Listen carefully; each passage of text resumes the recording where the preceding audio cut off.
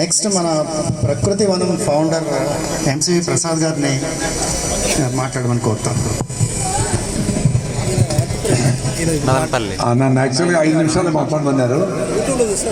5 నిమిషాలు ముగించి మళ్ళీ ఏమైనా డౌట్ ఉంటే మళ్ళీ మాట్లాడచ్చు. ఫస్ట్ ఆఫ్ ఆల్ మనము ఇంతమంది జొన్నలు కొర్రలు సామల కోసం వచ్చారంటేనే అనంతపురానికి ఒక గౌరవం దక్కింది. ఎందుకంటే సిటీస్లో ముందు బిర్యానీలు ఇవి అవి చెత్త చెదర పిజ్జాలు బర్గర్లు తెలియని పేర్లన్నీ తినేటి గౌరవం అనుకుంటా ఉండే టైంలో సిటీలు ప్రపంచమంతా కూడా ప్రధానమంత్రి గారి ఇనిషియేషన్తో ప్రపంచమంతా జొన్నలు రాగులు కొర్రల గురించి మాట్లాడుకునే స్టేజ్లో ఇంకా మనం వదిలేలే, వ్యవసాయం వదిలేలా, కొర్రలు సామలు జొన్నలు వదిలేలా. అంటే ఇప్పుడు కొత్తగా నేర్చుకునే వాళ్ళకి చాలా కష్టం అది. ఎందుకంటే అన్నం కొంచెం పాలిష్ తక్కువైతేనే గిజగిజ ఉడికిపోతాడు, బ్రెడ్లో టేస్ట్ మాత్రమే తినడంలే.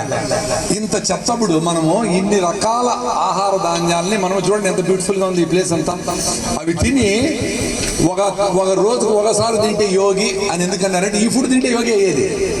మీరు మెత్తకుండే ఇడ్లీలు 2 నిమిషాలు నూడిల్స్ ఇవన్నీ తాగితే గంటకు ఆకలి అవుతారు. పెప్సీ తాగితే ఉల్లాసంగా వాడుకుంటుంది, డబ్బులు వాళ్ళు 2 కోట్లు మన ఊపిరిపోతుంది. కాబట్టి పిల్లలకి ఇవి చెప్పే బాధ్యత మీ అందరికీ ఉంది. ఊరికి వినేసిపోయేది కాదు. ఈరోజు ఇంటికి పోతానే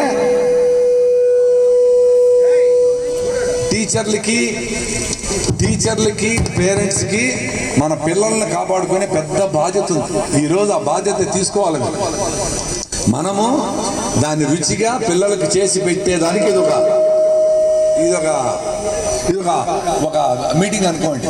అంటే ఇప్పుడు ఏమంటే ఆ రకంగా బిర్యానీ లాగా రుచిగా చేయలేమంటారు. కానీ రీసెంట్గా సద్దలతో ఒక ఆమె కోయంబత్తూరులో ఇడ్లీ చేసి పెట్టింది. 3 ఇడ్లీ తినాం, సాయంత్రం వరకు ఆకలే, పని చేసుకోవచ్చు. ఇప్పుడు మనం తింటా ఉండే చెత్త అంతా గంటకి తింటానే ఉంటాం. చూడండి, పొద్దున్నే నిద్ర లేచేది కాఫీ టీకి, అరగంట నడుస్తాడు, 4 బజ్జీలు 2 బిస్కెట్లు డైరెక్ట్గా వస్తాడు, పొట్ట తగ్గదు, నడుస్తూనే ఉంటాడు. మళ్ళీ ఇడ్లీ గంట. సో అన్నిసార్లు తింటామంటే రోగాలకి వస్తేనే అందరం వల్ల తినేది. అందుకే ఒకసారి తింటే యోగి అన్నాడు, 2 సార్లు తింటే భోగి ఎంజాయ్ చేయండి. సాయంత్రం తింటే పొద్దున్న తింటే మన సాయంత్రం తినే అవసరం లేనంత ఫుడ్ ఉండాలి, ఎనర్జీ ఉండాలి. ఇప్పుడు పొద్దున్నే 3 గ్లేసి మదనపల్లి నుంచి డ్రైవ్ చేసుకుంటూ వచ్చినాం. ఇప్పుడు ఇంకా హైదరాబాద్ పోతాం, అట్లే కావాలంటే ఇంటికి వస్తాం. అది ఎనర్జీ అంటే. సో ఈ గ్రూప్ లో మనం ఈ రోజు వచ్చిన 200-300 మంది దీని మీద ఎక్స్పెక్ట్ చేయండి. ఏదో ఈ రోజు అందరి కోసం అని చెప్పి ఏదో చేసి బలి పెట్టాం, ఫోటో వచ్చిందని కాదు. ఇంట్లోనే ఇవన్నీ చేసేది ఇంపార్టెంట్. మీ ఇంట్లో దీనికి గౌరవం తేవాలంటే వీళ్ళందరూ వచ్చారు, మేయర్ గారు వచ్చినారు, ఫెరర్ గారు వచ్చినారు, వీళ్ళందరూ చెప్తా ఉంటారు ప్రపంచం అంతా దీని గురించి వాడతారంటే అప్పుడు వాడతారు.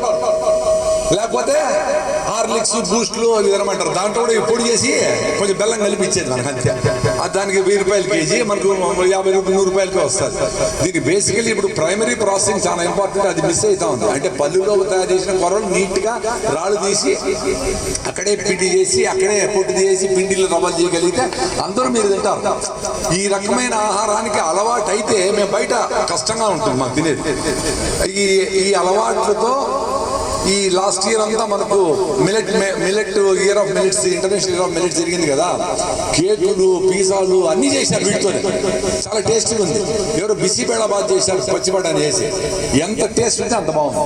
సో పిల్లలకి టేస్టీగా చేసి పెట్టేది మన బాధ్యత.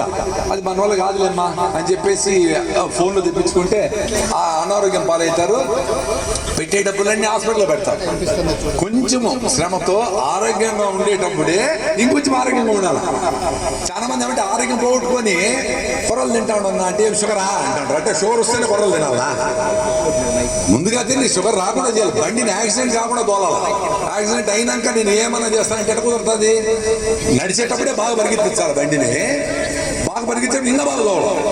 50 ఏళ్ళ తర్వాత తిందాంలే, రోగం వస్తే మళ్ళీ చూసుకుందాంలే. వాకింగ్కి వచ్చాడంటే షుగర్ అంటే ఏమర్థం? షుగర్ వస్తేనే వాకింగ్ చేయాలి. అసలు మన జీవన విధానంలోనే ఆరోగ్యకరంగా పొద్దున్న 4 గంటలకు బ్రహ్మముహూర్తంలో లేచి సాయంత్రం గూట్లో దీపం నోట్లో ముద్దని 6 గంటలకు తినేసే అలవాట్లన్నీ అన్నింటినీ మార్చేసి, అమెరికా వాడు పొద్దున్న మేల్కొనేటప్పుడు మన రాత్రి అవుతుంది, వాడు బిస్కెట్ వేసి పెప్సీ ఇచ్చి మన దగ్గర రాత్రి అంతా పని చేపించే దరిద్రమైన జీవితం బతికేదానికి చాలా గౌరవం ఇస్తాను. మనం సూపరమ్మా, గమ్మున ఎవరికి ఏం పని చేయమో, రొట్టెలు చేసుకుంటాం, తింటాం, పడుకుంటాం, అంతే. ఎవరికి పని చేయము. ఏమవుతుంది? ఒక మూట రాగులు వేసుకుంటే సంవత్సరం అంతా తినచ్చు, ఒక మూట జొన్నలు వేసుకుంటే సంవత్సరం అంతా తినచ్చు. ఎవరి కోసమో మన ఆరోగ్యము మన జీవన విధానము త్యాగం చేసే పని లేదు. ఇది గుర్తుపెట్టుకొని మనం చాలా గౌరవప్రదమైన జీవితం బతుకుతాము. వర్షాధారితంగా పండే పంటలు పండించుకొని భూమిని కాపాడుకునేది చాలా ఇంపార్టెంట్. ఈ అవకాశం ఇచ్చిన మన అన్నంత చిరుధాన్యాల ఎకాలజీ సెంటర్ వారికి అందరికీ ధన్యవాదాలు. Thank you. పక్కన నిలబెట్టుకున్నారు సార్.